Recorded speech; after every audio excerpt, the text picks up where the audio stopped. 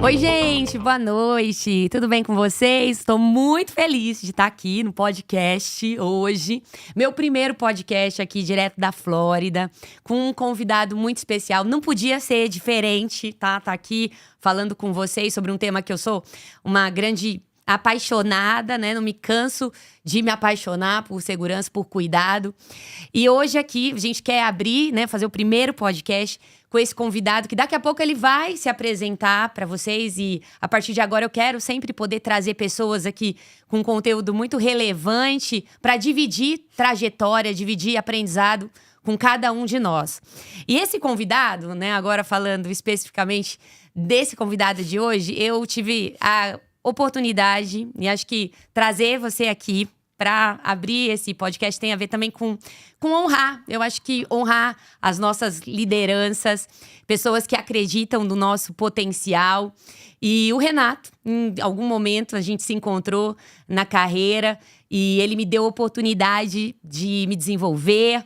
E é um apaixonado por desenvolver pessoas também. Então hoje a gente vai contar aqui, ele que é um executivo de primeira linha de gestão, alta liderança.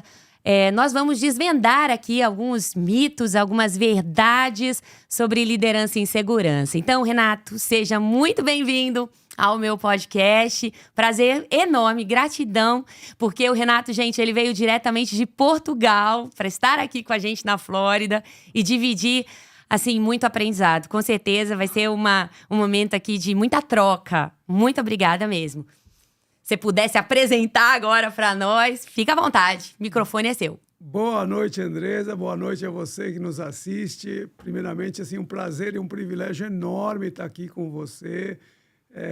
Como você disse, a gente se conheceu já há alguns anos e a tua paixão, a tua dedicação, o teu commitment com o tema segurança é uma coisa que nos inspira muito, inspira a mim, né? Você prestou trabalho para mim nas empresas que eu trabalho também, que eu trabalhei também, então você, falando de segurança, é alguém que eu respeito muito. Então, é um prazer, um privilégio, um presente de Deus ter sido escolhido por você para estar aqui no teu primeiro podcast, né? E eu sou um aprendiz, como você, apaixonado, um aprendiz, e estou aqui para aprender e para contribuir com o que eu já aprendi para quem nos assiste aí em casa.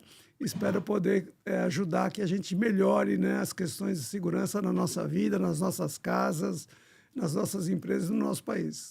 Com certeza. Não, muito obrigada. Então, gente, olha só, nós vamos aqui ter esse bate-papo muito gostoso, muito leve, mas você pode participar, mandando a sua pergunta. Eu já tenho aqui algumas perguntas, então, à medida que a gente vai conversando, com certeza a sua pergunta vai ser inserida aqui e também vai ficar gravado. Então, Renato, pra gente começar, queria que você contasse um pouco da sua trajetória. Dividisse com a gente a sua trajetória e o momento também, os pontos de encontro com a segurança e que transformaram o seu mindset. Ou seja, provocaram você e provocaram mudanças. Bacana, Andresa, bacana. Acho que eu passei por 4 empresas só, né, como engenheiro, vamos dizer, depois, né, eu trabalho desde os 14 anos como office boy, mas como engenheiro eu passei por 4 empresas e eu acho que cada uma delas teve um papel muito importante na minha conexão com segurança. A primeira empresa que eu trabalhei foi uma empresa em Jundiaí, uma metalúrgica que fazia empilhadeiras elétricas e equipamentos para movimentação de materiais. E, assim, zero preocupação. Tipo de empresa brasileira típica, assim, de pequeno porte. Zero preocupação com segurança. Deus no comando ali, porque... E ali eu aprendi muito do que não fazer, né? Eu vi muita coisa errada ali, já como engenheiro, né? Eu vi muita coisa errada e entendi muito do que não se deve fazer. Depois eu passei por uma multinacional francesa, né? Que atua na área de petróleo e na área de medição, que atuava na área de petróleo e medição. E uma empresa completamente diferente, assim, toda a minha base tecnológica veio dessa empresa, porque era uma empresa obcecada por segurança. Porque você imagina, né, um engenheiro numa plataforma de petróleo, no deserto ou no mar, ou operando equipamentos de milhões de dólares, se ele errar, ele pode explodir uma plataforma. Né? Então, um prejuízo financeiro imenso, perda de vidas, de imagem. Então, a empresa era, de fato, obcecada e a gente tinha muita capacitação, muito treinamento. Mas tudo isso não foi o suficiente para me conectar com segurança. Aprendi muito, toda a minha base está ali. Mas foi nessa empresa que eu tive, né? Eu brinco que segurança é assim, ou você se conecta pelo amor ou pela dor, né? Eu vejo muito a tua carreira, você se conectou de alguma maneira, você se apaixonou pelo tema, você estuda, você se aprofunda, você ama o tema. É isso aí. Né? Não foi assim comigo, eu me conectei pela dor. Nesta empresa, eu era supervisor de produção e eu precisava de um acessório para fazer manipulação de tambor. Eu tinha trabalhado nisso na outra empresa, eu projetei o acessório e pedi para o pessoal da manutenção fazer, né? E o cara, para fazer esse acessório, ele cortou as peças, fez as peças, e ele tinha que montá-lo em volta de um tambor. Ele buscou esse tambor, ponteou tudo. Eu imagino que ele tenha ponteado isso no final do expediente para soldar no outro dia. E eu estava entrando na empresa um belo dia, às 8h30 da manhã, e eu estou passando pela portaria, eu escuto a explosão. Caramba. Né? E eu já passei, eu falei, isso é um acidente. Eu estava passando, falei para o porteiro, entra com a ambulância e vai para o balcão, para o galpão da manutenção, que é de lá que veio o barulho. E fui rápido para ali, cheguei ali, já estavam socorrendo a pessoa, né, o Renato, Chamava Renato, né? E já com bastante sangue, situação bem difícil, ele estava tentando pôr a mão no rosto, ferimento grave, todo mundo lutando ali. Aquelas coisas que acontecem... É uma cena de guerra, né? A cena de um acidente, você nunca ela é uma cena de imagina que guerra. você vai passar, né? E ali, aquela situação, e a ambulância não chega, porque tem ambulância, mas você não tem manutenção, você não tem o cara a operar, você tem aquela falsa sensação de segurança. No fim, essa ambulância chega, coloca-se o Renato ali dentro, mas ele tentando pôr a mão no rosto, eu entrei na ambulância e deitei praticamente em cima dele, para ele não pôr, ele era muito forte, né? E a gente foi ali para a Unicamp, ele foi socorrido. No caminho, eu já vi que ele tinha perdido a vista. Pelo menos uma. Né? E, assim, para encurtar a história, muitas cirurgias, ele perdeu a vista, teve um prejuízo estético. E eu acompanhei essa vida por muitos anos. E foi ali que eu me conectei com segurança, porque eu entendi que o meu papel era protagonista naquela história. Eu não podia ter deixado aquilo acontecer, eu podia ter contribuído mais do que eu contribuí. E a minha responsabilidade com segurança mudou naquela dor. E, para mim, segurança faz parte do ar que eu respiro. Hoje, tudo que eu penso, tudo que eu faço tem segurança e aquela experiência foi muito importante. Nossa, fantástico. Obrigada por dividir essa experiência aqui, né? E falar de conexão, né? Você falou conexão por amor, conexão por dor. Você teve uma super conexão com a dor. Né, a perda de integridade física, perda estética, ou seja, perdeu. A gente diz na insegurança que o acidente ele produz 4 coisas: perda, dano, dor e muita frustração. Para todo mundo, não é? Para todo mundo que está envolvido, não é só para a pessoa que se acidentou. Mas, e aí já tem né, trago comigo uma pergunta aqui. Eu falo isso muito para executivo, para as pessoas, não dá para esperar essa conexão pela dor. Imagina, todo mundo tem uma experiência dessa. Como conectar as pessoas com segurança, na sua visão? Essa é uma pergunta assim, que eu estou 40 anos respondendo, né? Mas eu acho que é sobre falar todo dia, né? Sobre cuidar todo dia, sobre amar todo dia, sobre entender que o tema está presente, quer nesse podcast que a gente está fazendo aqui, né? A gente antes aqui organizou tudo, viu se não tinha fio pendurado, tirou as coisas que não estavam... Segurança é isso, né? Você tem que vivê-la de verdade, você tem que estar com ela presente, né? Você entra num lugar e você tem que avaliar os riscos, você tem que avaliar se tem alguma situação ali que pode causar um dano. E isso é uma coisa que a gente só pode fazer pela influência, pela capacitação, né? Que é um tema que eu acho que é estrutural em segurança, né? Capacitação é estrutural. Total. Não tem limite para estar bom, né? Você tem que capacitar. Eu vou dar um curso de marketing. Fala sobre segurança. Como é que aquele evento, como é que aquela situação pode, de alguma maneira, ser afetada pela segurança, né? Quer pela saída de emergência, quer pelo extintor. Você tem que estar com esse tema presente na tua vida, conectado 360 graus. E aí tem um tema que eu acho interessante, que a gente estava até conversando aqui nos bastidores, né? A cultura, ela se forma, né? E vai se fortalecendo através da educação. Você falou isso, capacitar. E essa capacitação, ela precisa ser uma constante. Qual que é a visão, assim, quando a gente fala, poxa, precisamos treinar, precisamos capacitar. Agora, como executivo, assim, qual é a sua visão sobre os treinamentos mesmo, a formação das pessoas? Eu entendo que você tem, em segurança, né?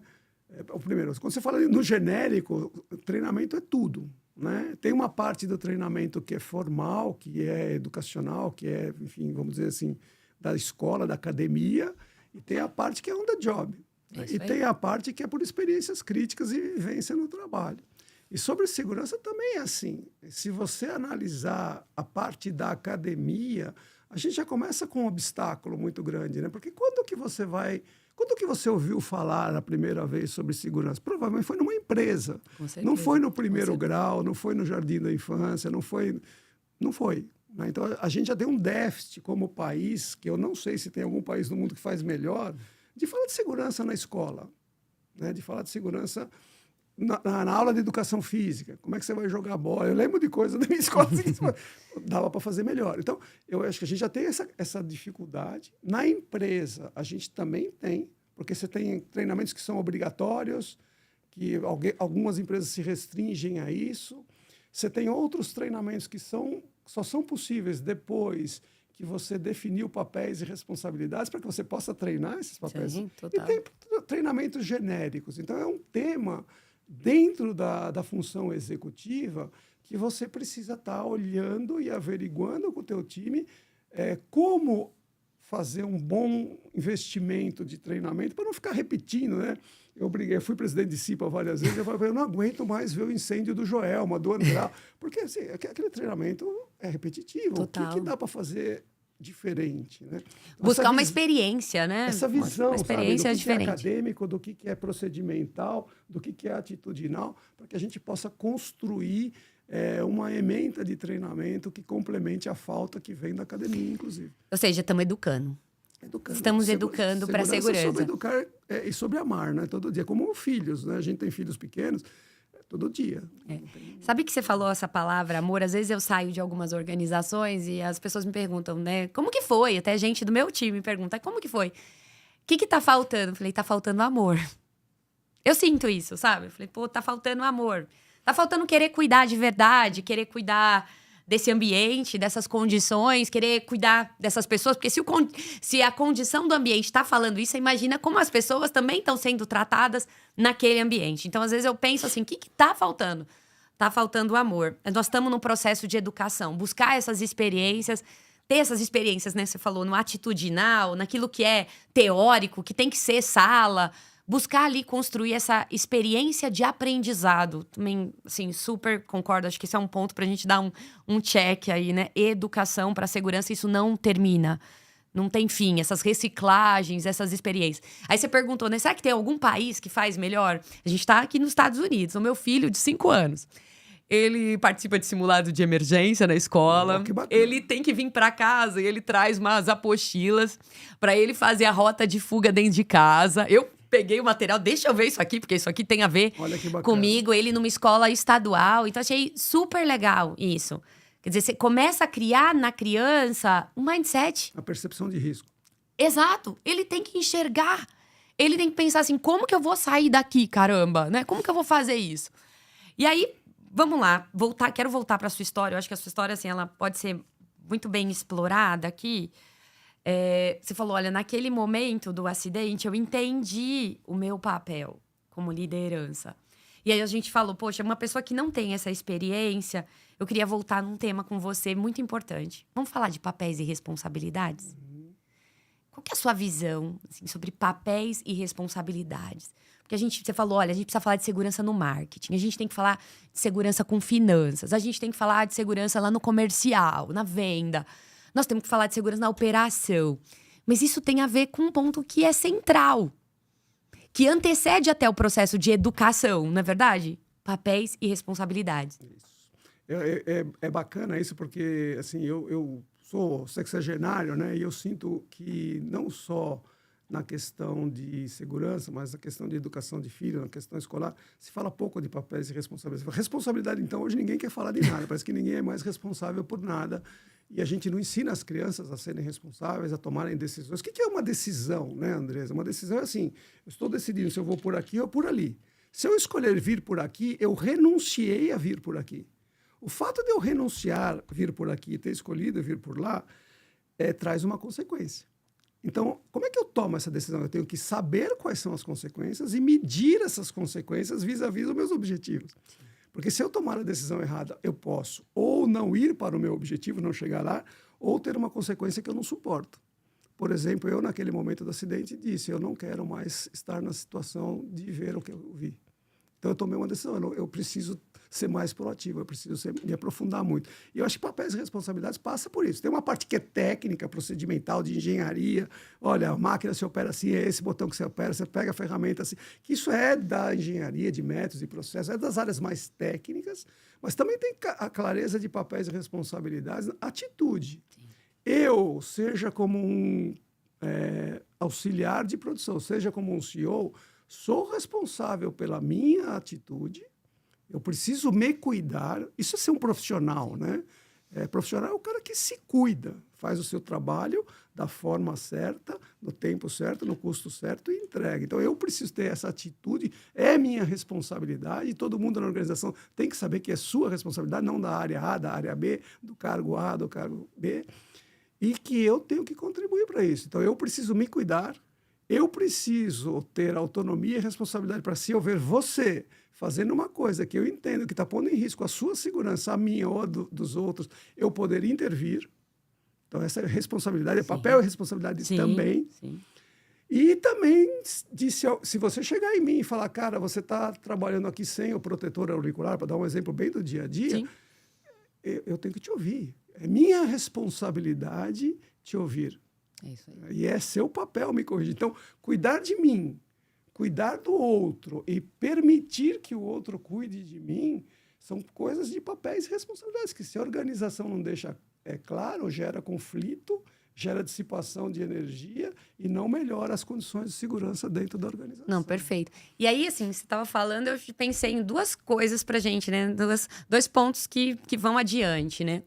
A sustentação de um papel e responsabilidade pelo feedback, né? Acho que esse é um ponto, né? Você poder retroalimentar suas pessoas, isso é parte do desenvolvimento. Estou desenvolvendo líderes em segurança, estou desenvolvendo pessoas. O comportamento seguro, começa com comportamento seguro, depois chegar numa liderança em segurança, num protagonismo em segurança e tal. Mas isso é retroalimentado por feedback. E uma outra coisa que dentro do papel e responsabilidade você falou é o seguinte, nós estamos o tempo todo tomando decisão. O que é uma boa decisão para você? Essa é uma pergunta muito bacana, porque ela traz vários conflitos do dia a dia que a gente discutia aqui também, né? Então, o conflito da dualidade, sei lá, segurança e produtividade. A boa decisão, para mim, assim, né? Quem executa, ou seja, o executivo, a liderança, seja de nível baixo, de nível médio, de nível alto, ela precisa olhar o que eu, na minha carreira, para mim, costumo chamar como uma estrela de 5 pontas. A gente nunca decide um aspecto só e a gente tem sempre um aspecto de curto, médio e longo prazo. Então, para mim, eu sempre procurei, né? Sempre que eu entendi isso, eu procuro olhar 5 pontas de uma estrela. Imagina o seguinte, né? Você tem uma coberta que só consegue cobrir a sua cabeça, as suas 2 mãos e os seus 2 pés. Se você puxar para um lado, fica um de fora. Então, para mim, uma boa decisão é aquela que contribui para 5 pontas. Então, quais são essas 5 pontas, né, que eu queria explicar, porque isso é bem interessante, assim. Total. Do ponto de vista como eu vejo a responsabilidade executiva de qualquer nível, de qualquer área. Primeiro, assim, existe uma ponta que é o serviço que aquela sua função executiva presta para a organização, para a empresa, para a instituição. A razão de existir daquilo, o seu serviço. Se você for de vendas, vendas. Se você for de produção, produção. Se você for da área contábil, entrega dos relatórios que você tem que... É o seu serviço, é a razão pela qual existe. A segunda ponta da estrela, Andresa, é a forma como você entrega isso, né? Então, você entrega aquilo com segurança, com qualidade, no prazo. É a forma que você está entregando aquilo. A terceira ponta, né, é a contribuição financeira que aquela sua função dá. Então, se você for um líder de uma área, cumprir o orçamento, cumprir o budget. Se você for um gestor, por exemplo, de vendas, o preço médio daquela venda que você está executando. Se você for um gestor mais elevado, margem bruta, margem de contribuição, lucro, EBITDA, qualquer coisa desse tipo, são responsabilidades financeiras, né? A quarta ponta da estrela é o clima. Eu faço isso de uma maneira que as pessoas se sintam respeitadas, ouvidas. Mesmo quando eu tenho que dar uma advertência, fazer alguma coisa dura, eu sou respeitoso, eu tenho diversidade na minha equipe, eu tenho inclusão, as pessoas sentem segurança psicológica para participar daquelas coisas que eu estou fazendo. E o quinto, que eu entendo muito importante também, é a questão de como é que eu estou desenvolvendo os recursos para essa empresa crescer ou para essa instituição crescer. Eu estou formando sucessor, eu estou ensinando o que eu sei para os outros, eu estou formando líderes embaixo de mim, eu estou me preparando para assumir novas funções. Então, tem toda a questão de desenvolvimento humano, desenvolvimento de pessoas, que é a minha paixão, né? Que é muito importante. Então, você me pergunta, o que é uma boa decisão? Seja em segurança, seja em produtividade. Então, vamos imaginar aquela dualidade típica, né, de produção, segurança e produtividade. Estou tomando uma decisão aqui que aumenta a produtividade, mas coloca em risco a segurança. Aí a gente volta para aquela questão do horizonte de tempo. Boa. Ela melhora agora, mas se ela está pondo em risco a segurança, eu vou ter uma quebra de serviço, porque em algum momento um acidente vai baixar essa produtividade. Se eu tiver um risco de segurança e efetivá-lo com um acidente, eu vou ter problema de custo, pelos fatores previdenciários, pelo custo de solução daquele problema, sem dúvida nenhuma eu vou ter. Eu vou ter um problema de clima também, porque o funcionário vai perceber que eu tomei a decisão porque não respeitei a segurança, e ele vai se sentir mal. Esse cara prioriza a produtividade, mas ele não está pensando em mim. E eu não vou formar pessoas, porque eu não estou cuidando da saúde delas. Então, assim, como é que eu vou formar pessoas? Não vou. Então, para mim, quando você olha essa estrela de 5 pontas, uma boa decisão é aquela que fortalece os 5 pontas. Ela melhora as 5 pontas. Uma decisão média é aquela que melhora 2 ou 3 e não piora os outros. E uma decisão ruim é aquela que melhora 2 ou 3 e piora os outros. Essa é uma decisão ruim e que não é sustentável ao longo do tempo. Quando você usa a habilidade e a inteligência coletiva, a participação, a segurança psicológica, para achar uma solução dessa de 5 pontos, você nunca mais mexe nela. É aquela decisão que você não volta. As outras todas você tem que revisitar, porque ela começa a te incomodar de novo. De alguma maneira, ela volta para você. É um retrabalho, é uma perda. E você estava falando dessa inteligência coletiva, né? Tem um estudo que o Google fez com as equipes, são equipes vencedoras, que ele chama, né? As equipes de alta performance. E ele buscou nessas equipes, eram, né, algumas equipes que ele tinha, que tinha essa alta performance, ele foi até essas equipes e falou, olha, o que vocês mais valorizam? Né? Assim, quais são os atributos? E aí ele criou uma lista lá de tantos atributos, e o que as pessoas mais colocaram, que eles mais valorizavam, era um ambiente de segurança psicológica. Mas o que era segurança psicológica? Um ambiente onde esse celeiro, né, de inteligência coletiva a gente podia usar. Ou seja, é seguro falar, é seguro participar, é seguro interagir, é seguro intervir, é seguro dar uma opinião, é seguro cuidar do outro, é seguro. Então, o quanto que isso é importante e até fundamental, a gente entender essa segurança psicológica para todo mundo, né? De você poder explorar essa inteligência coletiva. Agora, eu queria andar um pouquinho, vai. A gente falou de liderança, de papéis e responsabilidades, né? E falando do líder, mas você, como um CEO, qual é a sua visão sobre o time de segurança? Aliás, muitos dos meus colegas que estão me assistindo aqui, são profissionais de segurança. Então, escutar um CEO, né, falar qual é a sua visão sobre o time de segurança, como você enxerga os profissionais de segurança e um pouquinho além também, né, assim, quais são os seus conselhos, né, os do's and don'ts, ou seja, o que fazer, o que não fazer como profissional de segurança. Essa é a pergunta mais dura, talvez, que você está me fazendo, né? Aqui, já olhando para vocês que estão nos escutando, assim, eu confesso para vocês que a minha experiência com profissionais da área de segurança não é boa. Não vou florear aqui, não vou ter medo de colocar o que eu penso de fato, porque eu acho que isso pode contribuir muito com vocês. E não acho que é culpa de vocês, né? Eu acho que são circunstâncias que nos levam a papéis. Você começa com o que a gente falou, falta de educação desde berço. Os cursos técnicos focam muito na questão técnica, focam muito na questão de legislação. Sim, é verdade. De documentação, ou seja, burocracia, né, papelada, vamos dizer assim, a parte hardware do negócio, e pouco na atitudinal. Então, o que eu encontrei ao longo dos meus 40 anos na área de operações é uma postura que eu entendo que não vai nos levar a mudar a situação. Então, se assim, como eu falei desde o começo, estou aqui para aprender com vocês, mas se eu puder contribuir com você que me assiste aí agora, né, que é da área, o meu conselho, a minha recomendação para você é tentar sair disso que as circunstâncias te levaram e sair cada vez mais, né? Se transformar pela conscientização do que eu estou falando, se você entender que está correto, de um papel de polícia, de um papel de xerife, de um papel de responsável pela segurança, né? Para um papel de transferir conhecimento, de envolver as pessoas, de inspirar as pessoas, de motivar as pessoas a fazer parte da busca de solução e da efetiva melhora das condições de segurança. Né? Lá em 2007, eu conheci uma menina que ela fazia muito bem isso. Ela não se cansava, ela estava sempre... Ouvia não, ela dava a volta, procurava outro, falava com outro, mas ela estava sempre buscando uma forma de transferir a preocupação dela para as pessoas da instituição, uma forma de escutar quem a ouvisse dentro do conflito de prioridades que toda organização tem e de contribuir para a busca de soluções. E essa pessoa teve, né, um desenvolvimento pessoal, profissional, financeiro, de carreira fantástico, e está aqui me entrevistando hoje, né? Então, assim, pessoal, saiam desse ambiente de controle e passem para o ambiente de inspiração. Isso dá para fazer de um dia para o outro? Não. É 0 ou 1? Não. Mas acho que cada um de vocês precisa se entender que isso está correto, assumir para si esse protagonismo de, olha, amanhã eu vou tentar ser menos isso do que hoje. Então, dá para fazer isso. Como é que eu me livro dessa burocracia?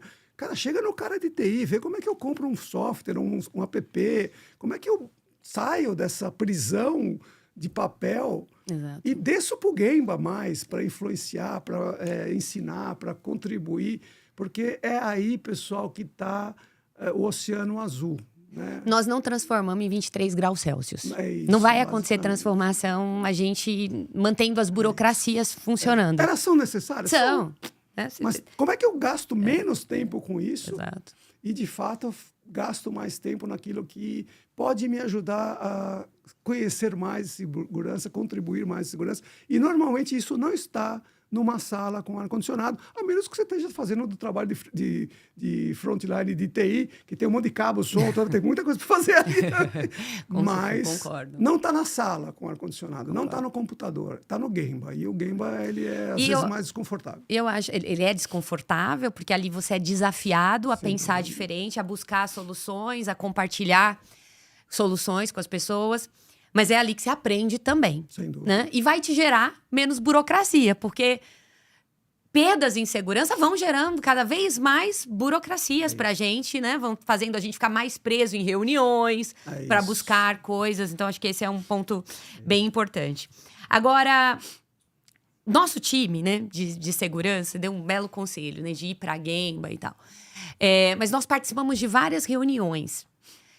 queremos, né? A gente sempre é perguntado, né? Como que a excelência em segurança se mede? Como que eu consigo traduzir essa excelência? E muitas vezes nós somos questionados ali, olha, você tem um slide na reunião para mostrar para o comitê executivo, ou você vai numa reunião de conselho, né? E você quer mostrar o desempenho da sua organização. O que levar? Então, essa é a pergunta de $1 milhão, né? Eu tenho 40 anos buscando essa resposta. Mas eu sempre falo assim, né, Andresa? Você precisa conhecer... Normalmente, toda reunião, você precisa conhecer teu público. O que ele quer ver, né? Então, ele quer ver um slide só? Puxa, quer ver um slide só?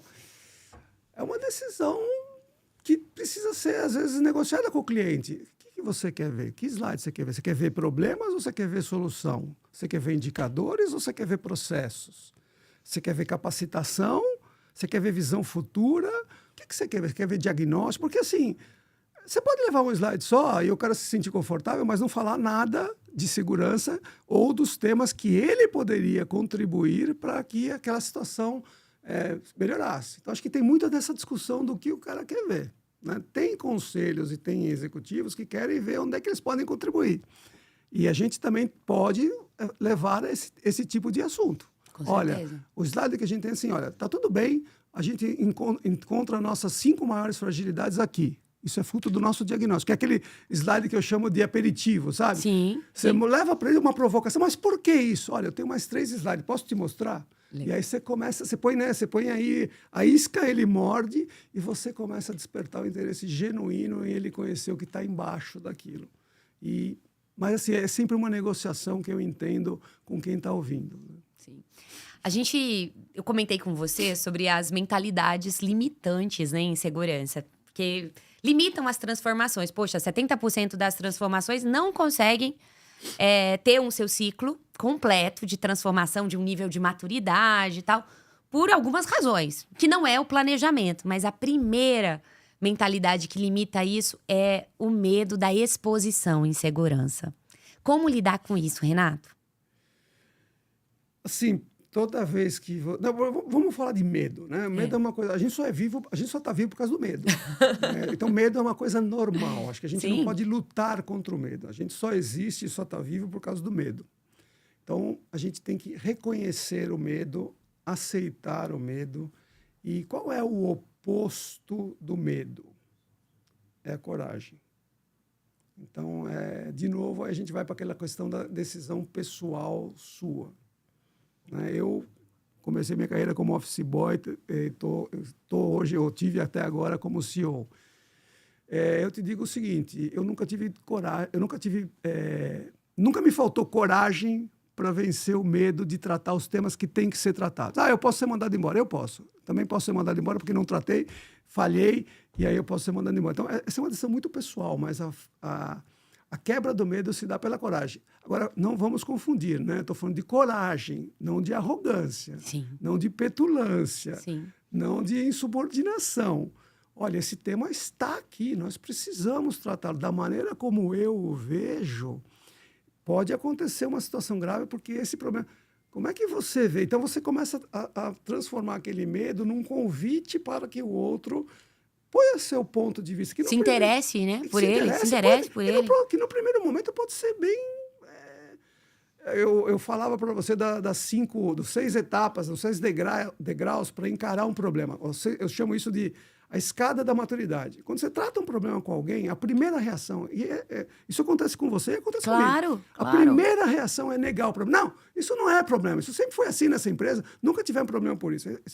Olha, mas agora nós tivemos. E veja que aconteceu esse problema. Aí veio o segundo degrau. O segundo degrau que é assim, olha, tá bom, teve esse problema, então. O que a gente faz?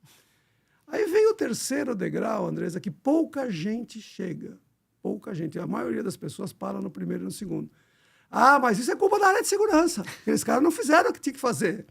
Que é o que eu chamo de pôr a culpa dos outros. Né? Pôr a culpa nos outros. Aí até aqui nós estamos nos degraus reativos, concorda? Agora a gente começa a ter uma escada, 3 degraus para frente, de construtivo. Que foi muito o que aconteceu naquele acidente que eu relatei aqui. Sim. Cara, qual foi a minha parcela de culpa nesse negócio? Eu projetei o equipamento. Eu sabia que ele ia ter que usar um tambor para pontear, como manequim, vamos dizer assim. Eu deveria ter falado para ele, Renato, se você for pontear isso, use um tambor cheio, fechado, ou se você for usar um vazio, tenha certeza que ele está fechado. Né? Foi a minha parcela de culpa. Sim. Né? Foi a minha parcela. Então, assumir essa parcela de culpa te leva para o degrau construtivo. O 5º degrau é corrigir a consequência, né? No caso, para não acontecer de novo. No caso daquele negócio. A consequência primeiro. Perdão. Então, socorrer. Cuidar dele, né? E o cuidar 6º degrau foi, poxa, como é que eu corrijo a causa disso? Aí o que eu faço para isso não evitar de novo? Como é que eu capacito? Como é que eu defino papéis e responsabilidades? Como é que eu estabeleço processo? Então, aí você sai daquela discussão, eu acho que dá, não, tem problema, para uma discussão onde você melhora. E essa escadinha, Andresa, a gente tem que percorrer todos os dias com qualquer problema que chegue na nossa mesa, porque a tendência normal não, isso não é problema, eu tenho tantas outras prioridades, deixa para lá, vamos ver isso aqui. Não. E aí, o que você falou, a gente tem que vencer o medo com a coragem e não com a petulância, não com a arrogância, não com qualquer outro desse tipo. A gente tem que construir essa coragem. E todos podem contribuir, né, em segurança. Todos, né? Todos têm algo a contribuir, né, num acidente. Todo mundo tem contribuir num acidente, numa melhoria. Então, entender esse papel, ele é bem importante. Agora, queria trazer também, né, você estava falando ali dessa escadinha de maturidade pra gente. Como que é importante, né, amar os problemas, querer os problemas, né? Eu conto, depois da minha viagem ao Japão, eu fiquei muito, assim, virou algumas chaves aqui. Porque talvez, em algum momento, eu também achei que quem traz problema era problemático, porque eu fui ensinada também, né? Em alguns momentos, fala, você tá trazendo muito problema. Para de trazer problema, você chegou agora, você só vê problema. E como nós precisamos ser aqueles, né, que quer o problema primeiro, porque problema é oportunidade para melhorar e tratar esses problemas. E eu que até já comentei isso antes, mas você enxerga isso, que a nossa cultura, o problema não é bem visto e que é parte do processo educacional também, né, quebrar esse paradigma de que nós não somos pagos para só ter solução na nossa mesa. Eu entendo que aí você tem alguns aspectos, né? Ninguém gosta de problema, né? Eu vou falar a verdade, assim, a gente prefere os problemas resolvidos, né? Mas eu acho que tem alguns aspectos aí, Andresa, que a minha experiência profissional me trouxe de aprendizado. Quando você está me trazendo um problema, e a minha mulher me ensina isso todo dia, né? Assim, peraí, é um problema, você já pensou, e até um problema educacional também. O que é nosso complexo de super-herói? Você me traz um problema, o que é? É minha obrigação resolver. Né? E aí já começa, eu te excluo. Da solução e do resolver. Eu te tiro a oportunidade de aprender. Né? Então, assim, o que eu aprendi, o que deu mais resultado para mim ao longo da vida, você me trouxe um problema, e eu fiz muito isso nessa empresa francesa, fazia parte um pouco da metodologia de tratar os temas. Você já pensou sobre o problema? É claro que tem problemas urgentes, tem problemas, né? Mas assim, você já pensou? Não, então volta lá. Pensa nesse problema e como você o propõe resolver. Me traga 2 ou 3 maneiras que você enxerga de resolver esse problema. Então, eu te ouvi, eu não te reflatei, eu te pedi para exercer dom que Deus te deu, porque Deus capacitou a todos nós igual. Vai lá e pensa sobre isso. Amanhã você vem com 2, 3 soluções. E eu fiz isso muito na minha vida, muito, muito, muito, muito. Dessas 3 soluções, qual que você faria? Então, te dei a oportunidade de escolha, medir consequência, causa, o que eu abri mão. Olha, você pensou nisso? Então, tem muito do método socrático também, né? Tem o método hierárquico. Não, então faça isso, faça aquilo. Eu me ponho numa posição onde eu sei tudo, eu sou melhor do que você, então tudo que você me traz eu tenho que resolver imediatamente. Ou não? Vai lá, pensa. Qual que você escolhe? Você pensou nisso? Você pensou. Eu transmito para você aquilo que eu estou vendo e eventualmente você não está vendo. Sim. E você chega e fala, não, essa é a melhor solução. Então eu falo, vai e faz. Eu te dei autonomia, respeitei a sua capacitação, respeitei a sua visão do problema, te acolhi, vai e faz. Quando você vai e faz uma solução que você deu, o teu compromisso com a execução daquilo é muito melhor do que vai e faz o que eu estou mandando você fazer. Então, eu acho que tem muito de educar através dos problemas e respeitá-los como fonte, como matéria-prima da transformação, né? Que às vezes a gente também não faz isso, porque o dia a dia é cansativo, o dia a dia tem muitas prioridades. A gente precisa respeitar, e acho que isso que foi que você viu no Japão, de respeitar o problema como uma oportunidade de transformar. Ele é valioso. Ele é valioso. Ele é valioso. Ele tem um valor para o presente e para o futuro da organização, né? Para o nosso compromisso de melhorar continuamente. Mas eu queria voltar, e é tão legal nesse bate-papo, porque a gente pode ir e voltar. Você falou algo assim, olha, eu me senti... E eu entendi o sentido que você usou. Você falou assim, ó, me senti, naquele acidente que eu passei, culpado. Eu vi a minha parcela ali de culpa. E esse é um tema meio assim, né? Tem muita gente que tem dificuldade de entender que aqui a gente não tá falando de culpa, a gente tá falando do quê? De responsabilidade, né? Por isso que é tão importante e fundamental papéis e responsabilidades, porque a hora que você vai olhar uma cadeia de como as coisas acontecem, cada um fez a sua contribuição ali, né?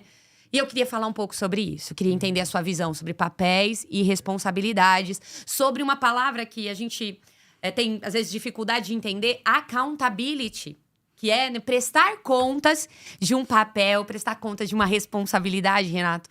E isso até, né, impacta muito quando a gente fala de políticas de consequência, né? As pessoas têm dificuldade de entender, quer dizer, quais são as regras? Qual é a função das regras? Regras estão para apontar até onde você pode ir, até onde é seguro ir, né? Não ultrapasse. Nós estamos colocando a regra aqui como uma cerca, né? Os padrões, o trabalho padrão que a gente gosta tanto. Ele está dizendo o seguinte, olha, desse jeito é seguro, não ultrapasse. E eu queria falar com você sobre esses 3 temas, né? A culpa, a responsabilidade e o violador.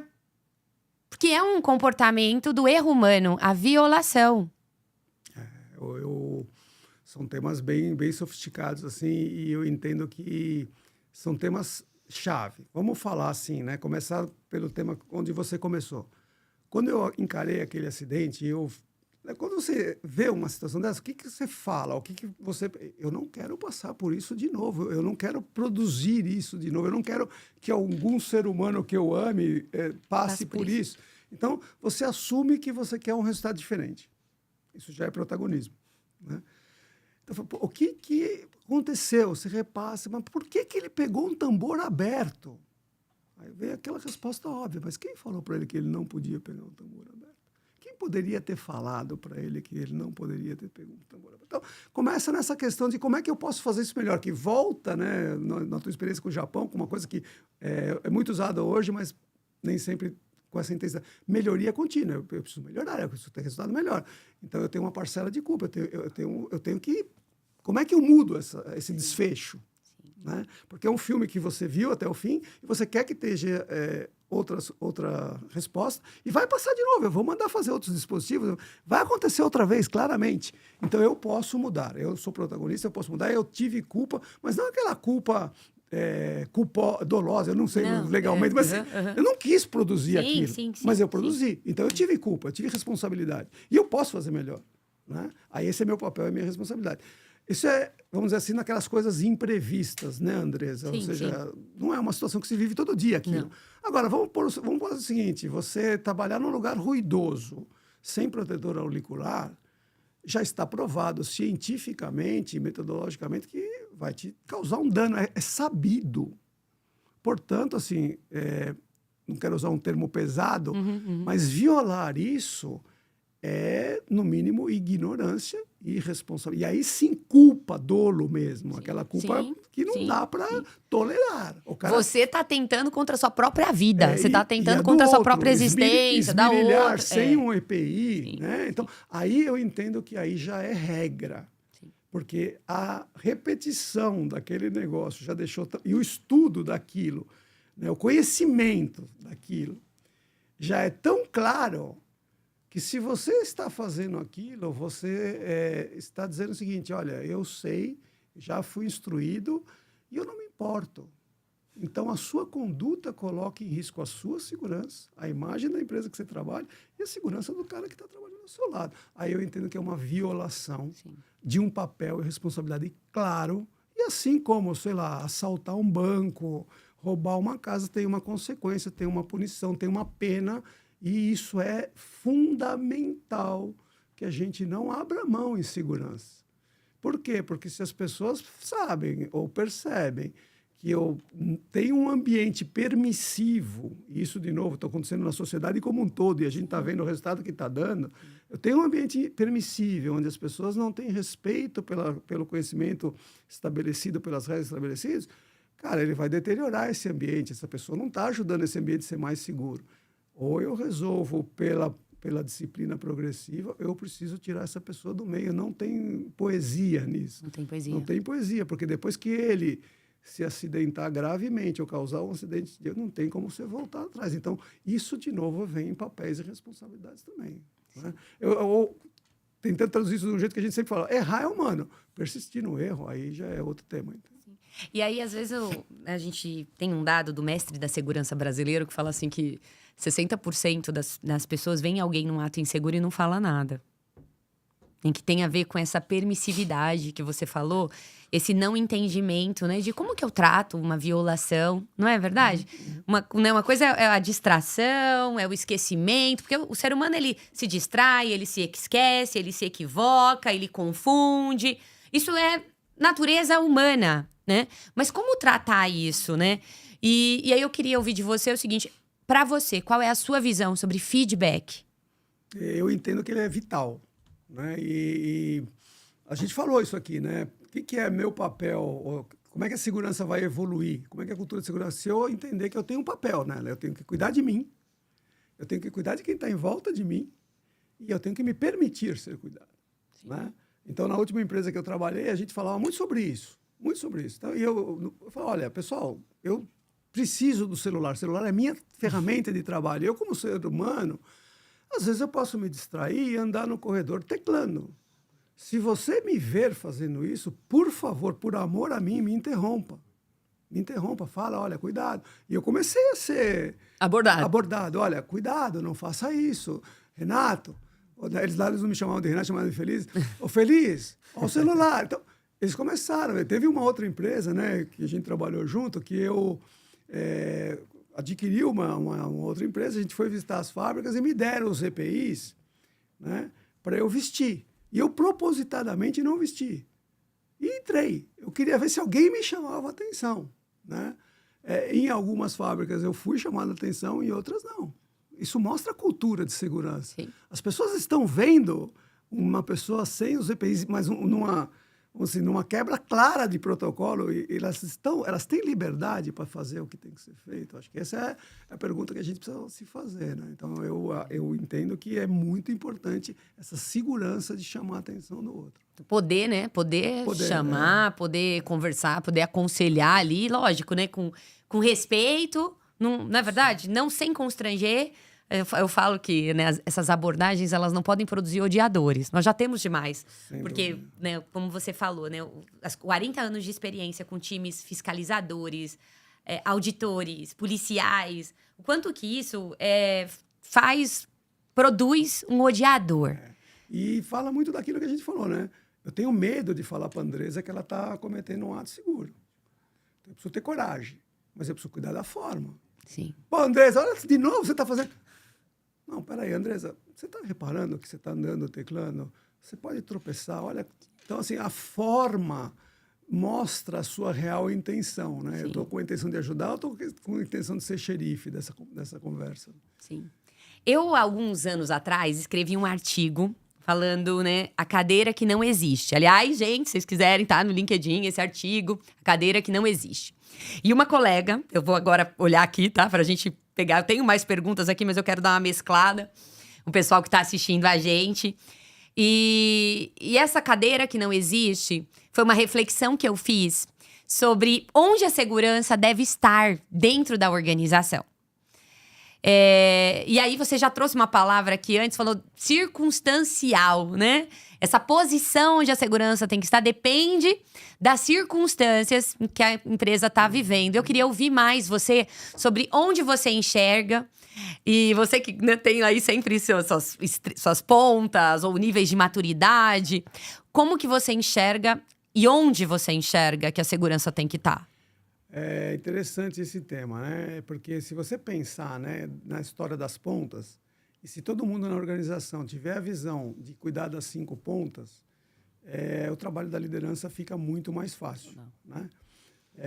Então, assim, eu entendo que se você fosse pensar no mundo perfeito, a área de segurança, as pessoas, elas não deveriam existir, né?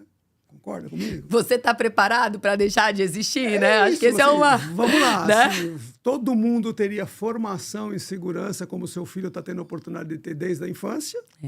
Todo mundo teria noção do seu papel proativo e protagonista. Nós não teríamos síndrome de super-herói, né? De usar equipamentos sem proteção, de querer ser bacana para alegrar a chefia. Nós teríamos autonomia para, numa situação insegura, parar e chamar alguém para ajudar a resolver. Então, se você pensar no limite, a área de segurança ela não deve existir. Agora, isso não é uma coisa que é realidade, sei lá, talvez dê para contar 5 empresas no mundo, né?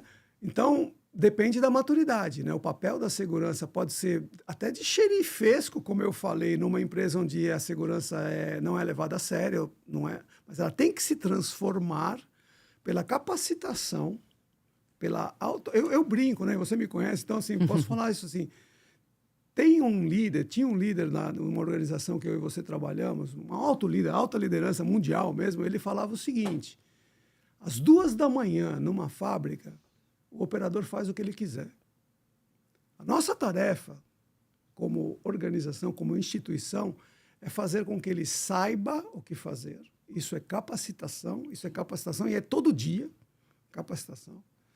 Que ele queira fazer a coisa certa, isso são programas de recompensa e reconhecimento para que ele queira fazer a coisa certa e que ele possa fazer a coisa certa, ou seja, que a liderança permita que ele faça o que tem que ser feito, não é? Então, nós como líderes, a gente precisa se imbuir desse objetivo. As pessoas sabem o que fazer sobre segurança, elas têm a capacitação necessária, né? Elas têm programas de reconhecimento e recompensa que permitam que elas cheguem na Andresa e falem que ela está fazendo alguma coisa errada, que elas escutem que está fazendo alguma coisa errada e reajam positivamente. Tem os canais de comunicação que permitem isso e, sobretudo, elas podem, né? Porque, vamos pensar, um operador vê uma linha trabalhando numa situação que pode dar problema. Então, ele identificou, ele venceu o medo, ele vai lá e tenta parar a linha. Em quantas empresas você acha que ele teria autonomia para parar essa linha?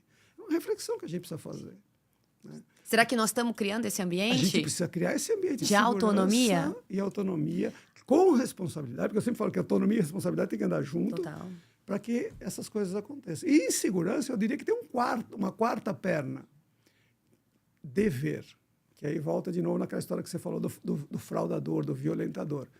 Eu tenho claro o meu papel, a minha responsabilidade. Eu não estou fazendo, eu faltei com o meu dever, eu estou sujeito a penalidades e, enfim, medidas disciplinares possíveis. Que vão mostrar qual é o valor de fazer certo. Exatamente. Elas sempre vão, né, mostrar o valor de fazer certo. Eu não tenho direito de não fazer certo. Sabendo. Eu posso fazer por ignorância. Tudo bem, a gente discute. Agora, se eu sei, se eu fui treinado, se eu fui capacitado, eu não tenho o direito de fazer isso, porque eu estou colocando em risco um valor que é inegociável. A minha própria vida, não é verdade? Antes até de falar da vida de outra pessoa, né, o valor da sua própria vida. Agora, não, legal. Você trouxe, né, esse tema da autonomia. É uma cultura independente, onde a segurança já deixou de existir, né, como estrutura. Ela está dentro das pessoas, está encarnada, né? Eu escutei muito essa palavra, né? Onde que está a segurança? Ela está encarnada com a gente. Agora, construir isso, como construir essa autonomia, tem alguma boa prática, algo que você utilizou na sua carreira, que você viu, e que você fala assim, poxa, foi um caminho que você... Nós estamos construindo essa autonomia. Bacana, e eu volto agora para a minha apresentação, porque eu tinha parado na segunda empresa, né, onde eu aprendi tecnicamente, onde eu tive esse evento do acidente, me conectei. E depois eu fui para uma outra empresa, né, que é uma empresa que produz snacks, né, salgadinhos, mundial. E nessa empresa, no meu processo constante de aprendizagem, interação com líderes e tal, eu conheci essa teoria do saber, querer, poder, né? E foi ali que eu consegui, né, talvez, implementar o sistema que trouxe o melhor resultado em segurança. Eu acredito muito na participação do frontline em tudo. E seja frontline de fábrica, de escritório, de vendas, onde for, eu acredito muito. E ali a gente implementou o que eu considero o maior legado da minha vida profissional, que são os times autogeridos. Eu nem vou falar muito sobre eles aqui, porque precisaríamos de outro podcast para isso. Mas que é um sistema, Andresa, que visa de verdade ensinar o frontline, através da capacitação, a saber o que fazer em relação a vários aspectos do chão de fábrica, a ter um sistema de remuneração e reconhecimento e recompensa que faça com que ele queira fazer isso e transferir autonomia com responsabilidade para que ele possa fazer isso. E esse sistema, ele permitiu muitos resultados em todas as áreas, mas aqui eu reputo que o melhor resultado foi a área de segurança. E eu fiz isso nessa empresa e depois na empresa que eu fui CEO até o mês de outubro. Então, assim, para mim é o que mais funciona em termos de segurança. Transferir a autonomia para quem executa através de um programa consciente de capacitação, de reconhecimento e recompensa e de autonomia. Né? Então, assim, esse é o grande legado da minha vida profissional. De novo, quem quiser me procurar no privado aí para ajudar a implantar. Isso é um programa difícil, porque ele exige comprometimento do CEO até o porteiro, muito envolvimento de RH, mas é um programa que traz muito resultado. Então, nessa terceira empresa, foi onde eu tive a oportunidade de fazer esse programa, implantar esse programa, colher muitos resultados, né? E conseguir contribuir aí para a melhoria de segurança. E na quarta empresa, que foi a última, onde eu fui CEO, onde eu pude fazer isso de um nível mais alto da hierarquia, com o apoio do conselho, com o apoio dos acionistas, que também me permitiu evoluir o tema de segurança nela também. Não, fantástico. Bom, eu conheci esse modelo e sou prova de que funciona também, né? Eu lembro, assim, o primeiro treinamento que eu fui dar e a cartilhinha que a gente criou e... Então, você vê a autonomia, né? Para mim, a autonomia é valor, né? Até quem trabalha comigo sabe que eu tenho esse valor, né?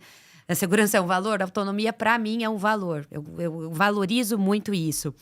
Agora, quero voltar a um conflito que a gente tem. Aqui nos Estados Unidos, o Ministério do Trabalho americano, ele fez um estudo. E ele falou o seguinte, olha, o que é uma organização com uma forte cultura de segurança?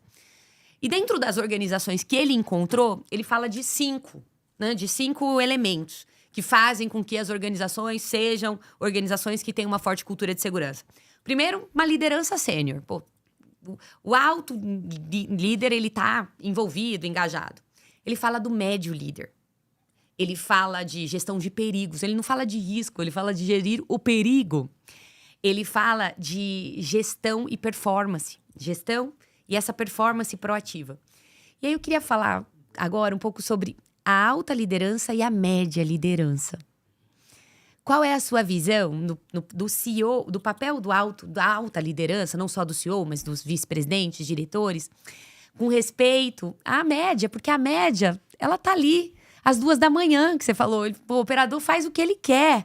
E aí tem um supervisor ali. E como garantir essa transmissão de visão, né? Porque o CEO, ele põe uma visão pra gente.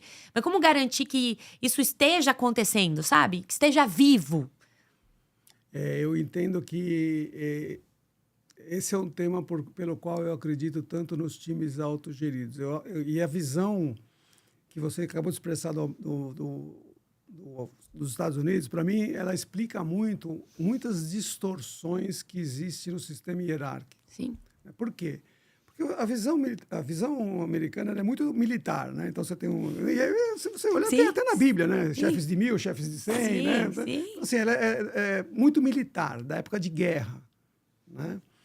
Então, assim, eu te confesso que eu não creio muito nessa visão. E eu acho que existe um desvio muito grande na quantidade e na qualidade da liderança média. Eu acho que tem chefe demais fazendo a coisa errada. Por que eu digo isso? De novo, aquela visão xerifesca, que eu tenho que controlar, eu tenho que mandar, E eu não acredito nisso. Eu não acredito como não acreditava a pessoa que falou isso das 2 horas da manhã.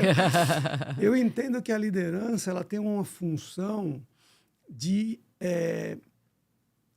coach, de mentor, de capacitação, né? Então, assim, quando a gente começou a brincar com esse negócio de tag, eu pus toda a supervisão numa sala, né? Porque fazer isso para quê? E a gente passou um dia listando as atividades deles. Uma lista extensiva do que... Bom, bacana. Todos eles, estou falando nessa empresa que a gente trabalhou junto, todos eles com nível superior completo. Aí eu falei, bom, agora põe um xizinho na frente de cada uma dessas coisas que vocês listaram, que vocês aprenderam na faculdade. 20% apenas. Então, eu falo, pessoal, olhem a distorção que eu estou tentando vender para vocês. Vocês querem crescer na empresa, não querem? Queremos. Então, como é que a gente pode crescer na empresa se vocês passam 80% do tempo fazendo coisas que a sua capacitação não exige e que não geram resultados para a empresa? Você não vai conseguir usar aquilo que você aprendeu para produzir resultado, para ter visibilidade, para ter empregabilidade, para ter... Então, cara, isso é uma distorção que a gente precisa corrigir. E foi por aí que eu... Agora, pensa assim, vou dar um exemplo bem pragmático. Programar férias de operador. Você aprendeu na faculdade? Não. Então, ensina o operador a fazer isso. Ele não aprendeu, mas ele não fez faculdade. Ele não sabe fazer. Aquilo vai ser bom. Vai desenvolver ele. E quando você programa férias dele, ele fica bravo porque você errou a data, porque você esqueceu o aniversário da tia. Ele fazer isso com o time dele, eles vão se respeitar. Né? E aí você faz isso, ok, o supervisor tem tempo para poder pensar em coisas que a empresa está esperando, como, por exemplo, a segurança, como, por exemplo, ser um coach de segurança, trabalhar na questão atitudinal das pessoas, na questão de definir papéis e responsabilidades junto com as áreas responsáveis. E o cara que está lá embaixo, ele vai se sentir, puxa, cara, eu estou tendo autonomia para programar as férias do meu time aqui, junto comigo. Eles discutem, eu matei o casamento da tia, mas aquela vez, naquele outro casamento, você saiu e agora troca. Então, tem um envolvimento, um grau de envolvimento que nenhuma supervisão é capaz de dar. Então, eu entendo que hoje a supervisão, essa média gerência, está desgastada com atividades de controle que não agregam... E tem uma coisa seguinte, né? Se você pensar um operador de linha, ele não consegue gerar o seu próprio trabalho. Se não tiver uma ordem de fabricação, ele não consegue ligar a máquina. Todo funcionário indireto, ele consegue gerar o seu próprio trabalho. Então, ele faz uma apresentação, ele faz um relatório que não precisava, que ninguém pediu, e vai criando trabalho. São tantas distorções. São tantas distorções que saem daquilo que é necessário. Então, acho que a liderança sênior da empresa tem que ter essa visão, tem que estabelecer o que ela espera da segurança, o que ela espera como resultado, o que ela espera como método. Ela tem que dar exemplo disso também, porque não adianta falar e fazer diferente. E ela tem que capacitar a média gerência para que a média liderança para que ela se torne de fato um enabler para o operador. Então eu tenho muito essa questão. Quem é o dono da máquina? É o operador. O dono da tarefa. Quem é o responsável principal pela segurança? É ele. Se ele não assumir esse papel, não tem supervisão que faça. Então a gente precisa dar a ele de novo, conhecimento, o saber, o reconhecimento, o querer e a autonomia, o poder. Né? Então, por exemplo, se você entrasse numa dessas fábricas sem EPI, o operador te parava na hora, porque ele sabia que ele tinha poder para isso. E essa é a função, eu entendo, da alta liderança, e depois a média liderança tem que ser coach, tem que ser treinador, tem que ser orientador e capacitador. Chefe, assim, eu não acredito nessa... Fantástico. Não, é fundamental. Até porque a gente vê que essa média liderança, quando ela é enable, quando ela é esse suporte, passa por ali grande parte da tomada de decisão do dia a dia. Que essas pessoas estão fazendo. É isso. E que às vezes ele é um blocker para a segurança, ou a visão que ele passa também cheia de distorção, porque é um cara que tá e não tá, não é verdade? Porque ele tá e não tá. né? Então, Eu vou te pedir licença para contar um caso vamos lá. Depois de vários anos nessa empresa, fazendo esses tags, a gente fazia algumas reuniões com visitas até que iam lá e tal. Então, sei lá, foi uma vez as lojas Renner lá, o Renault das lojas Renner foram lá e eles conheceram o sistema, visitaram a fábrica, e depois eles ficavam numa mesa redonda com os operadores. E o Renault perguntou para o operador assim, o que mudou o tag? Eu já entendi que mudou aqui dentro, porque vocês tiveram capacitação, oportunidade de crescimento, blá, blá, blá, blá. O que mudou o tag na sua vida? Né? E assim, era informal, não tinha ninguém controlando essas reuniões, né? Aí o operador falou assim, olha, o que mudou na minha vida é que eu perdi todos os meus amigos. Eu estava meio relaxadão na cadeira, eu falei, nossa, o que esse cara... E o cara falou assim, olha, eu não consigo mais me relacionar com meus amigos, porque a gente ia jogar bilhar no sábado e a gente ficava contando um para o outro o que a gente tinha feito aquela semana para ferrar o líder, para ferrar a empresa. Eu não consigo, eu não pertenço mais a esse mundo. Então, olha o salto de maturidade pessoal que esse povo ganhou, porque a gente deixou eles participarem e tomarem decisões sobre as coisas que afetam a vida deles. E segurança afeta a vida de cada um de nós. Total. E não pode afetar no depois, né? No nível reativo, tem que afetar antes, né? Quem já marcou aí, né? Saber, querer e poder. Saber, querer, poder. Faça a diferença. Faça a diferença, ó, boa. Agora, vamos lá. Vou olhar aqui mais, né, algumas perguntas. Aqui, o pessoal disse o seguinte... No Gemba, é ali que se realiza a maior transferência de conhecimento. Sim, meu colega Fábio colocou aqui. E falando de modelo, né? Gemba é um ferramental japonês. Lean, você falou que você curte bastante o Lean. Qual é a parte que você mais enxerga, assim, vínculo, né, do Lean com segurança? Ou um facilitador de segurança? Tem algo, assim, que você gostaria de evidenciar? Assim, eu sou um entusiasta das técnicas japonesas de produção desde os anos 80. Muitos de vocês não eram nem nascidos ainda. Eu sou do século passado e tal.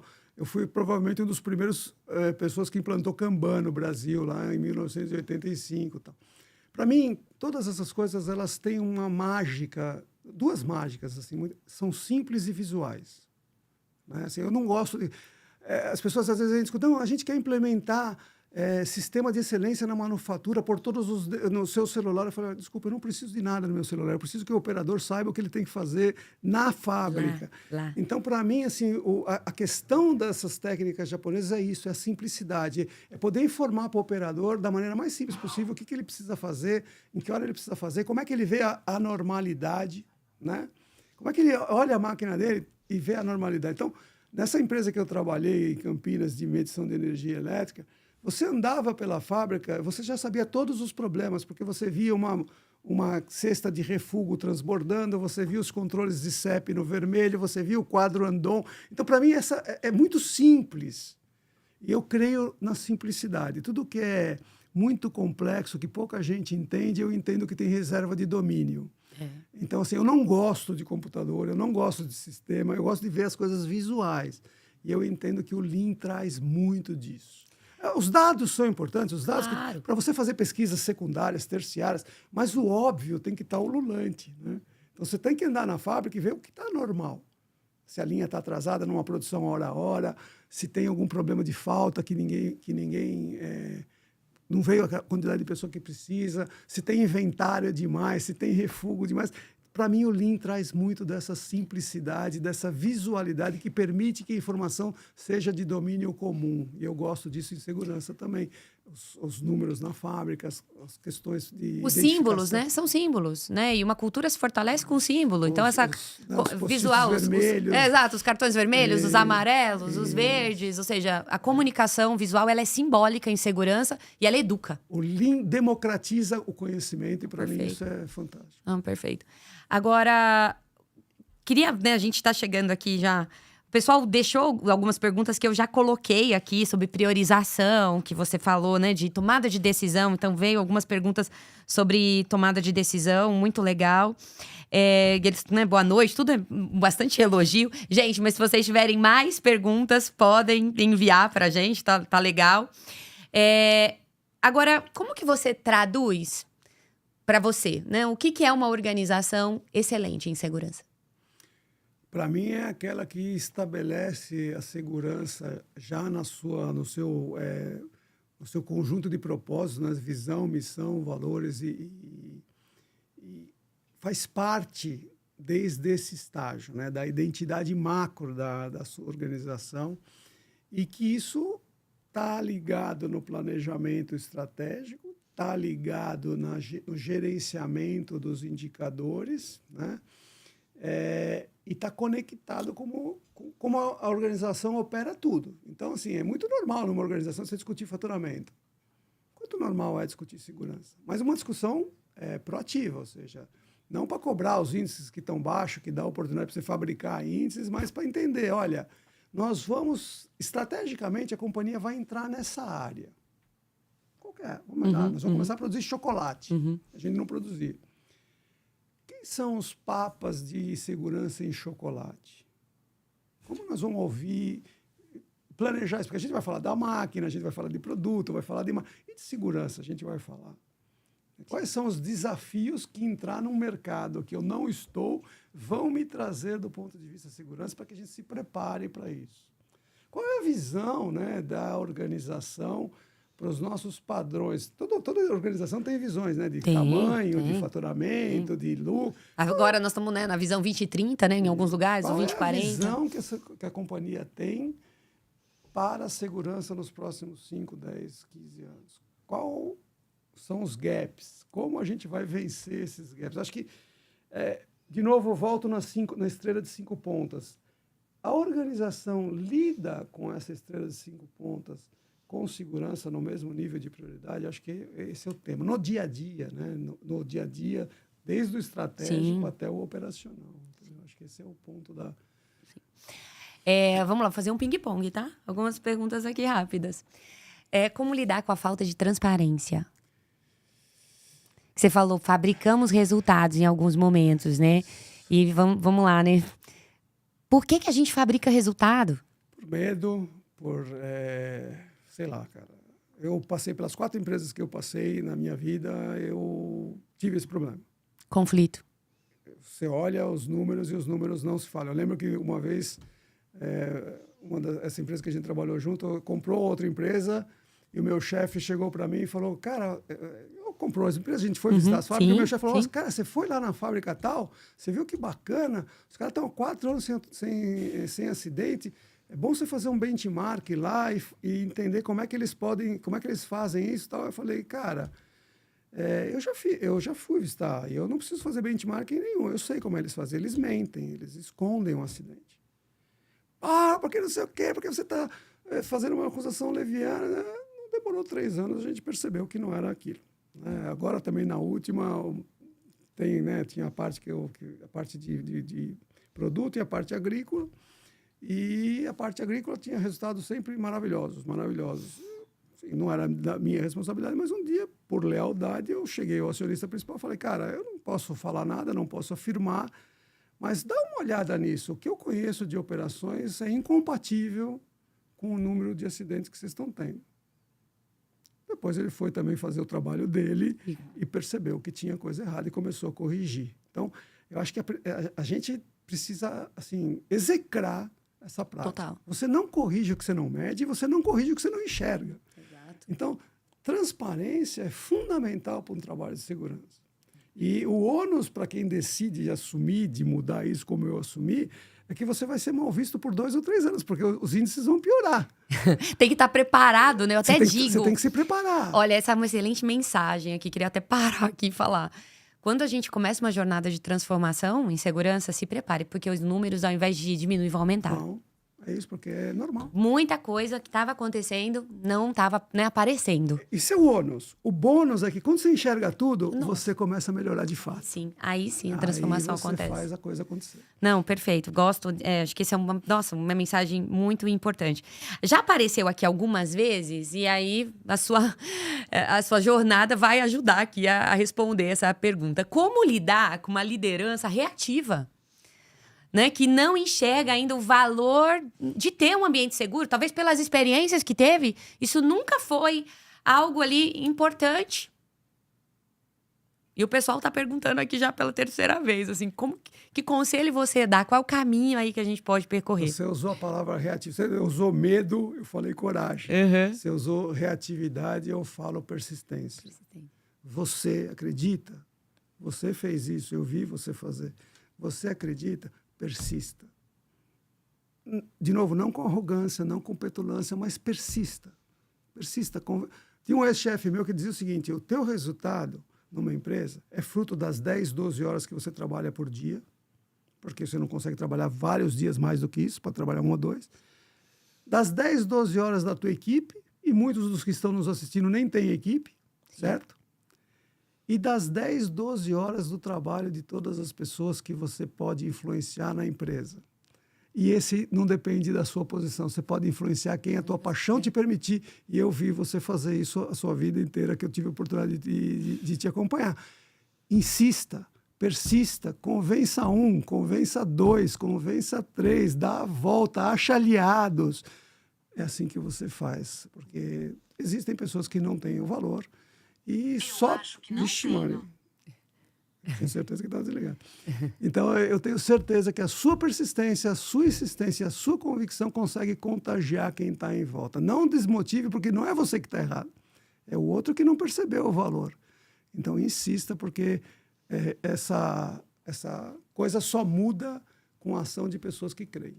Legal. Não, nossa, perfeito. Até quando eu terminei meu primeiro livro, que tem a ver com a empresa que a gente trabalhou juntos, né? Uma das frases que me marcou e que é um provérbio bíblico diz que a persistência vence a indiferença.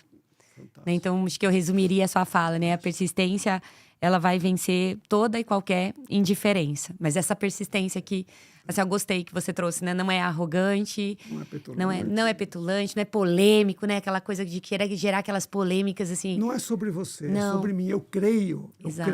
por isso eu luto. Não é sobre você não ser... Eu estava lendo, né, o significado da palavra protagonista e tem a ver não perder o espírito de luta. Então, não perder acho que persistência tem isso, né? Não perder o espírito de luta.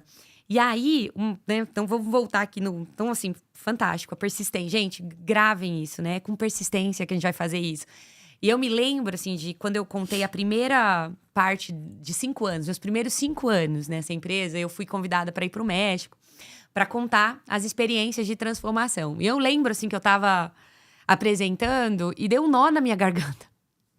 Sabe, assim, você olha para todos aqueles slides que você está contando, as jornadas, como que aquilo foi definido, e a minha garganta deu, nossa, um nó, assim, né? Eu parei, assim, eu olhei, assim, tinha um colega na frente e aquilo me marcou, que eu olhei olhando para eles, assim, e depois, alguns anos depois, eu entendi, né, que a emoção é a energia do comportamento. E tudo isso a gente vai fazer com muita emoção, com muita paixão, com muita vontade, e eu continuo fazendo. Mas vamos voltar aqui no nosso ping-pong, e alguém perguntou aqui, do Lean, que você acha, qual a sua opinião? Qual é a melhor ferramenta do Lean para controlar as ações do time de segurança? Assim, uma coisa que você veja assim, que funciona para o time de segurança acompanhar, gerir a segurança. Eu acho que é a rotina diária. Diário de bordo, rotina diária. Adoro. Os KPIs, enfim, andar... Tem o diário de bordo. É isso aí. Não, perfeito. E segurança é todo dia, né, Andressa? Não, não tem trégua, não tem... Não. Aqui, eu acho que, né, tem uma pergunta aqui do Douglas, muito legal. Ele percebe o seguinte, que a gerência tem muita dificuldade de se alinhar ao que o CEO direciona. Como você pensa ser possível transformar a visão do CEO em uma prática no chão de fábrica? Como traduzir essa visão do CEO? Você vê que eles têm dificuldade aqui, gerente, com o alinhamento do CEO. Então, precisa ver o quanto o CEO está aberto para isso. Eu, por exemplo, né, como boa prática, desde que eu era gerente de fábrica, eu tenho um programa que chama Canal Aberto.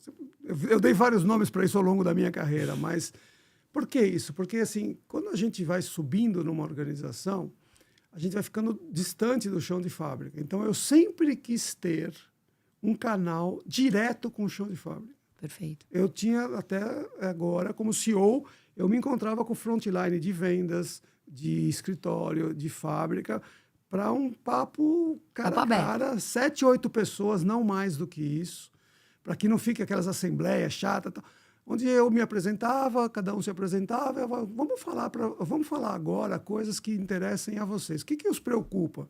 Então, por exemplo, eu descobri, ó, a gente é humilhado para sair da empresa porque só tem uma catraca, a fila fica enorme.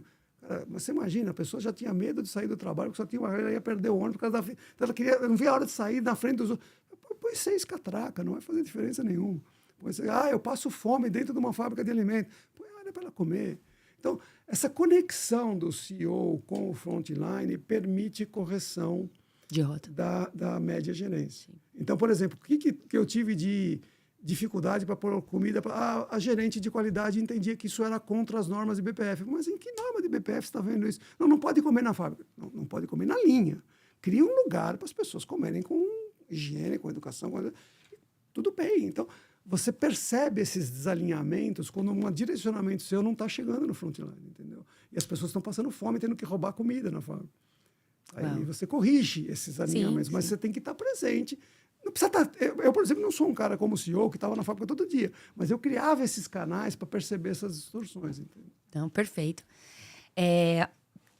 Uma mensagem sua, né, agora, né, já pensando, né, caminhando para o final aqui, gente, tá muito bom, mas nós vamos fechar. Uma mensagem sua para os CEOs. Que conselho você daria, né, para os CEOs e para nós, que, né, o time de segurança tem aqui, né, muito gerente que já vi aqui. Então, queria separar essa mensagem em duas: para liderança, alta liderança, e para time de segurança. Assim, eu vou responder o que você está perguntando e eu já peço de antemão, não tem presunção aqui, eu não sou perfeito, vou falar do que eu creio. Sim. Eu, ao longo dos meus 40 anos de profissão, Andresa, eu entendi que negócios são pessoas. Os negócios vêm de pessoas, os empreendedores, para os consumidores, que são pessoas, construído através de uma organização que tem pessoas. Então, para mim, é muito difícil, como CEO, olhar um negócio sem falar de pessoas. Eu preciso conhecer as pessoas, eu preciso conhecer o que meu consumidor vê no meu produto, por que eu quis fazer aquilo, por que o empreendedor quis fazer aquilo, o que as pessoas aqui na organização, quem são, quais são os sonhos dela. Eu falo muito isso, né? Hoje em dia a gente não estimula mais as pessoas a sonhar, tem aquelas visões meio massificantes de TikTok, as pessoas não têm mais sonho, elas vivem o sonho dos outros. Eu quero ser que nem o Neymar, eu quero ser que nem fulano. Quais são os sonhos das pessoas? Como é que a gente cria ambientes para que as pessoas sonhem, né, e realizem seus sonhos? E quando você entende que negócios são pessoas e que estão naquela organização porque tem sinergia, o sonho dela com o sonho da organização, segurança passa a ser um alicerce. Porque como você vai realizar o seu sonho se você se acidentar? Que sonhos aquela minha falha com o Renato tirou da vida dele? Então, para mim, isso me coloca numa posição de protagonista. Eu preciso ajudar as pessoas aqui a sonhar e a realizar seus sonhos, criando oportunidades, E, para isso, a segurança tem que ser um valor muito prioritário. Muito prioritário. Né? E isso para alta liderança. Assim. Não dá para a gente... É muito normal você ficar triste depois de uma morte, mas assim, o que você podia ter feito antes? Então, dá para fazer. Você precisa se colocar nesse papel de protagonista. E para todos nós que trabalhamos numa empresa e não somos alta liderança, eu sou responsável pela segurança. Total. Pela minha, pela tua, e por aceitar que me corrijam também. Então, assim, pessoal, segurança é uma batalha sem trégua. Segurança não tem vitória, não tem linha de chegada. A grande recompensa que a gente pode ter por assumir um papel de protagonismo na segurança é amanhã acordar, estar vivo e encontrar todas as pessoas que eu conheço no meu trabalho vivo. Essa é a vitória diária, que a gente não pode perder o foco. Nossa, fantástico. Bom, adorei. Eu estava escutando você e eu me lembrei de um conto judaico que eu gosto, que fala sobre um homem desperto para o cuidado, ele vai despertar outro homem. 2 homens despertos, eles vão despertar um terceiro. 3 homens despertos, eles transformam a organização inteira. A gente tem mais de 3 pessoas aqui na nossa transmissão, então a gente consegue, sim, né, com esse olho no olho, né, que você trouxe, essa escutativa, assim, que eu consegui capturar de você, essa presença, né, para poder discutir, para poder trazer presença da segurança em todo um supply chain, toda uma cadeia. Eu só tenho a te agradecer pelo papo, assim, um ótimo, né, bate-papo. O pessoal super gostou aqui, muitos bons feedbacks. Então, que a gente continue, né, assim, transformando pessoas que vão transformar organizações inteiras. Então, obrigada, Renato. Obrigado a você que teve paciência de escutar a gente também. Eu acredito muito, eu creio muito em Deus, né? E eu acho que a gente tem nossa missão de catequizar, né? Catequizar para o amor de Jesus, mas catequizar também para a criação dele, cuidando da segurança de todos que estão à nossa volta. E eu acho que se eu pude, de alguma maneira, contribuir com vocês nesse intuito, eu estou muito feliz e grato. Obrigado mesmo. Bom, mais uma vez, então, obrigada a todos que participaram com a gente e até um próximo encontro. Pode ser aqui no podcast, pode ser no Café com Segurança. Sempre um prazer poder levar informação, conhecimento e também desafios em segurança para todo mundo. Até mais, tchau, tchau.